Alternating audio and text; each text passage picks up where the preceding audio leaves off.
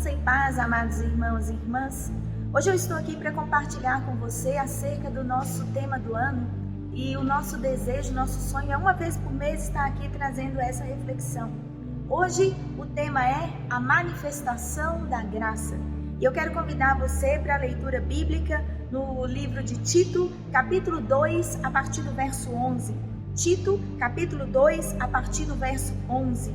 Diz assim: porquanto a graça de Deus se manifestou salvadora a todos os homens, educando-nos para que, renegadas a impiedade e as paixões mundanas, vivamos no presente século sensata, justa e piedosamente, aguardando a bendita esperança e a manifestação da glória do nosso grande Deus e Salvador Jesus Cristo, o qual a si mesmo se deu por nós, a fim de remir-nos de toda iniquidade e purificar para si mesmo um povo exclusivamente seu, zeloso de boas obras.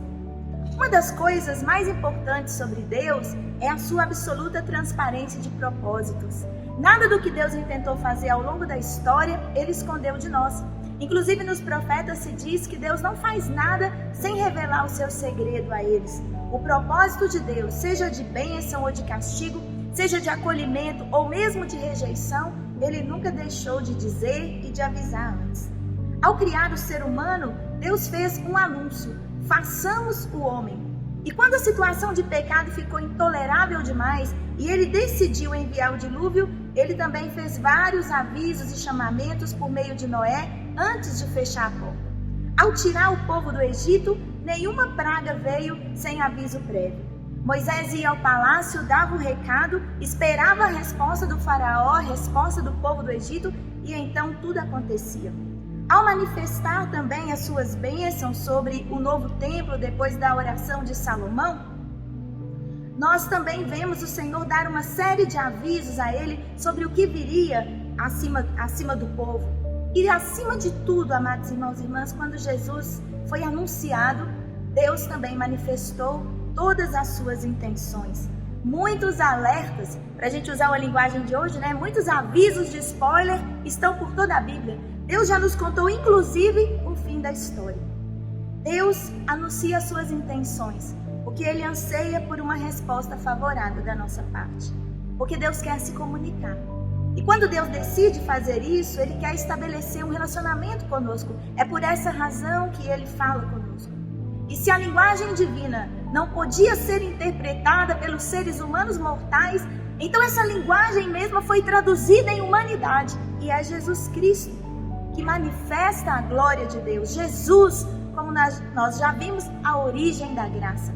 E por meio de Jesus e da sua igreja, essa graça é manifestada hoje também. Então a gente vai falar um pouco sobre essa intenção anunciadora de Deus e refletir nas razões pelas quais Deus deseja manifestar a sua graça.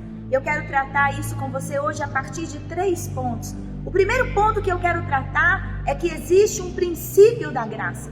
E esse princípio é: a salvação é para todos e todo mundo precisa saber disso. Nos versículos anteriores ao que nós lemos no capítulo 2 de Tito, há uma lista de pessoas que deviam ser o alvo da pregação desse homem. E o apóstolo Paulo vai instruindo a ele sobre a necessidade de cada um desses grupos e como Tito deveria pregar. Paulo diz que a gente idosa deve ser encorajada a apresentar os frutos da maturidade. Quais são esses frutos? Equilíbrio, respeito, sensatez, saúde nas emoções, saúde na espiritualidade. As mulheres adultas da comunidade devem ter um estilo de vida sóbrio, um estilo que ensine. E aí a gente precisa lembrar que na cultura judaica, o ensino das crianças até uma determinada idade é feito exclusivamente pelas mulheres, de modo que o ensino das mulheres é muito importante naquele contexto para forjar o caráter dos futuros homens e mulheres adultos. Também as mulheres jovens recebem instruções e naquele contexto onde o espaço privilegiado delas manifestarem a sua fé era um ambiente doméstico, nesse ambiente elas deviam buscar equilíbrio, pureza, dedicação naquilo que faziam. Os jovens, que são quase sempre afoitos, são ensinados aí a ter o bom senso para poder garantir boas escolhas no futuro, não serem precipitados. E por fim, Paulo faz uma exortação ao próprio pregador e a nós hoje, pregadores e pregadoras também, para que a nossa tarefa facilite a vida de todo esse grupo. De que maneira? A teologia do pregador deve ser uma teologia íntegra, sóbria e de linguagem sadia. Paulo, naquele contexto que estava vivendo, ele não tinha uma opinião anti-escravagista, que é própria da limitação dele naquele tempo, até porque ele achava que Jesus ia voltar logo, então, num instante, todas as questões desse mundo estariam resolvidas, mas até mesmo aos escravos ele ensina a agir de modo a ganhar a confiança dos seus donos. E quando Paulo faz isso, ele também está invertendo a pirâmide do poder. Aquilo que a gente faz para o serviço, aquilo que a gente faz para o Senhor, deve manifestar o esplendor de Cristo e assim ganhar a confiança de todo mundo que se relaciona conosco. É o que Paulo vai ensinar aos escravos. E essa postura de Paulo, amados irmãos e irmãs, de estar manifestando um viver em santidade, deveria suprir todas as necessidades do povo naquele momento, educando-os para a salvação. E é por isso que é tão importante que depois de trabalhar todos esses segmentos da vida da comunidade, Paulo faz essa declaração central, que é o tema da nossa reflexão hoje. E ele diz: a graça de Deus se manifestou salvadora a todas as pessoas, educando-nos. Eu queria dizer para você que o tema da graça é tão importante para Paulo e é caro também, precioso também para nós metodistas, mas é tão importante para Paulo que esse termo graça aparece 150 vezes no Novo Testamento, mais ou menos, entre 150 e 160 vezes. E desse total, 100 vezes é de Paulo. O termo que ele vai utilizar é charis ou charis, que dá a ideia de favor, presente, de onde a gente tem a palavra carisma, que é o dom do Espírito. Então, o dom do Espírito se origina na graça. Então, esse dom, essa manifestação tem origem no favor de Deus, que nos permite participar da sua obra e da sua missão no mundo. E isso também vai combinar com o que Paulo já ensina também em Efésios, quando ele diz que é pela graça, isso é por favor, nós somos salvos. Isso não depende de nós, para que a gente não se exalte, mas é um presente de Deus. E por essa graciosidade de Deus, ele não escolhe, como pensavam os judeus, apenas um grupo seleto de pessoas. Ele também não tinha aquelas pessoas manifestadamente mais espirituais, ou divinas, como pensavam os gregos e os romanos, que havia uma categoria de pessoas divinas.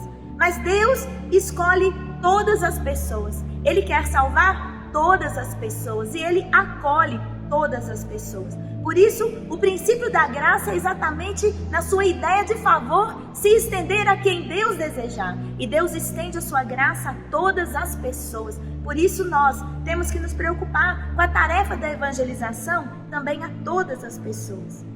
A segunda coisa que eu gostaria de trabalhar com você sobre esse tema é exatamente a ideia da manifestação da graça. E eu quero dizer que, enquanto eu estava pensando sobre esse tema e refletindo sobre ele, eu encontrei muitas grandezas que às vezes a gente nem se apercebe delas. A primeira coisa é que eu fui pesquisar o que significava essa palavra manifestação no texto de Paulo. E é de uma grande riqueza, tanto de teologia quanto de vida para nós, o que significa a manifestação da graça de Deus. Primeiro, como eu já disse, Deus quer se comunicar. Mas quando Paulo escreve sobre a manifestação da graça, ele utiliza o termo equivalente à epifania. A gente tem essa palavra epifania no nosso calendário litúrgico e ela significa a aparição da divindade. No calendário litúrgico, a epifania está relacionada ao nascimento de Jesus. Mas é muito mais do que isso. A gente também usa essa palavra no dia a dia, quando alguém tem uma ideia brilhante, quando alguém tem um estalo, quando alguém tem uma ideia súbita que transforma a sua vida, a gente diz, fulano teve uma epifania. Ele teve uma epifania e ele mudou de vida. Assim também, as epifanias são coisas que chegam ao ser humano, entendimentos e realizações, interpretações que uma vez recebidas, mudam o curso da nossa vida. Portanto, quando a gente pesquisa sobre a palavra epifania, a gente encontra a seguinte definição: epifania é uma súbita sensação de entendimento ou de compreensão da essência de algo. Pode também ser um termo usado para a realização de um sonho que era muito difícil. Para a filosofia, Epifania é quando alguém encontrou subitamente a última peça do quebra-cabeça, quando agora consegue ver a imagem completa, ou ainda uma sensação de profunda realização, de compreender a essência mesma das coisas. E parece com uma palavra que anda meio na moda ultimamente do inglês, chamada insight. Então, eu quero dizer a você que Deus sempre agiu em graça, Deus sempre manifestou a graça dele. Mas o ápice do nosso insight, a nossa verdadeira epifania, acontece com Jesus. E John Stott, que é um famoso autor cristão, ele faz uma linda declaração sobre isso que eu queria compartilhar com você. Ele diz assim: é certo que a graça não veio a existir somente quando Jesus veio. Deus sempre foi gracioso e, de fato, Ele é o Deus de toda a graça. Mas a graça tornou-se conhecida, visível em Jesus Cristo.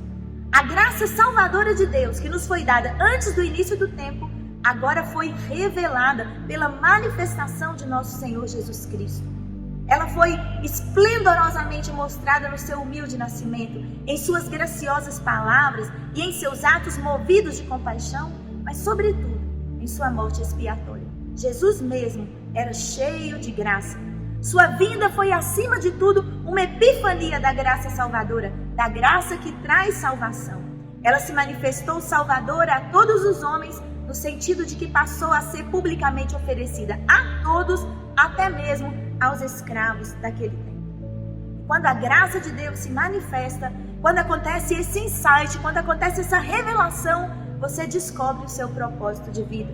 Max Lucado fala um negócio parecido quando ele afirma assim: nós não apreciamos o que a graça faz até que nós compreendemos quem nós somos.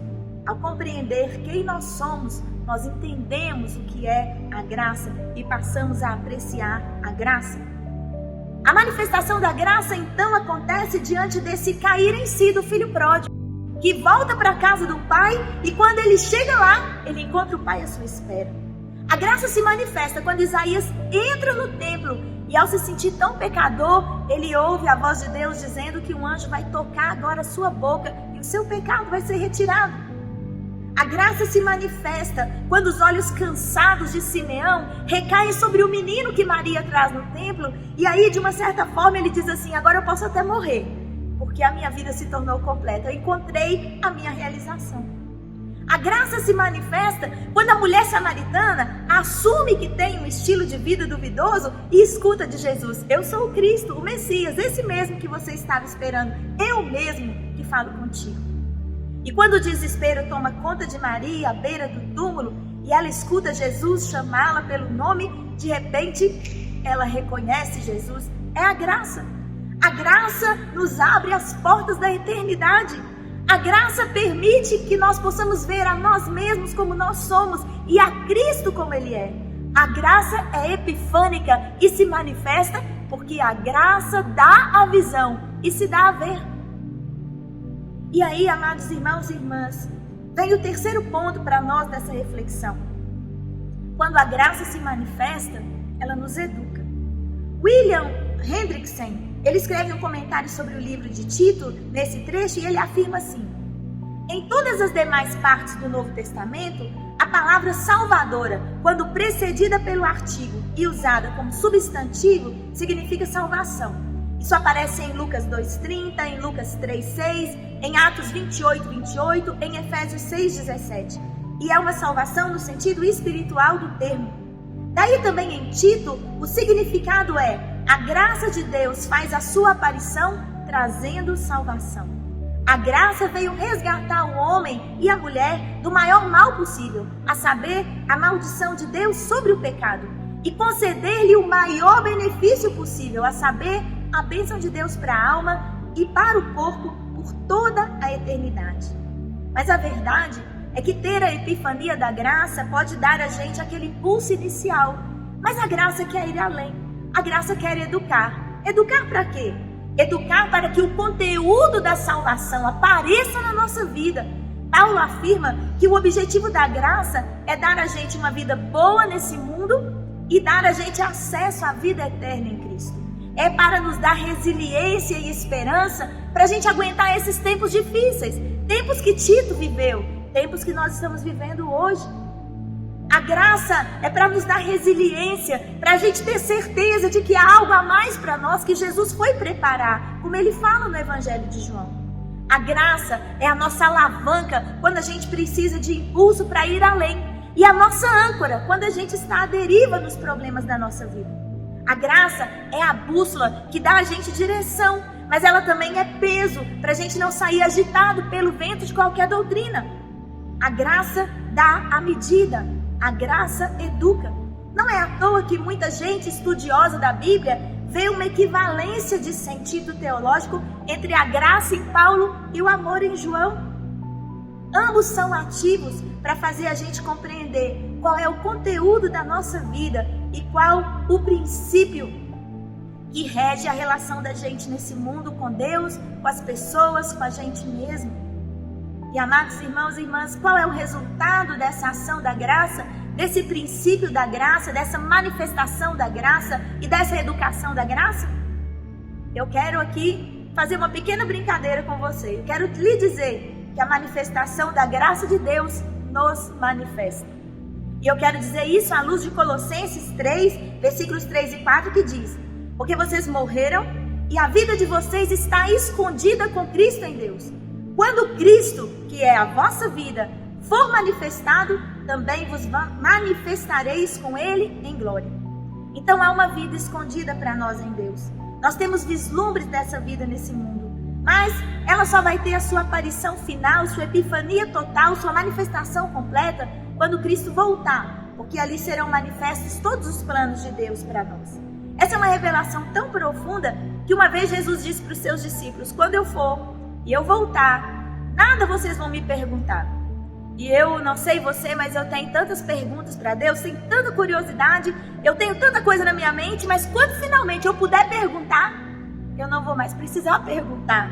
É o que ele diz, né? A manifestação da glória de Deus vai fazer eu dar um estalo na minha cabeça naquele último dia e dizer: eureka, agora eu entendi tudo. Mas eu também creio que Colossenses tem um desafio não só para essa vida futura, mas também para essa vida presente.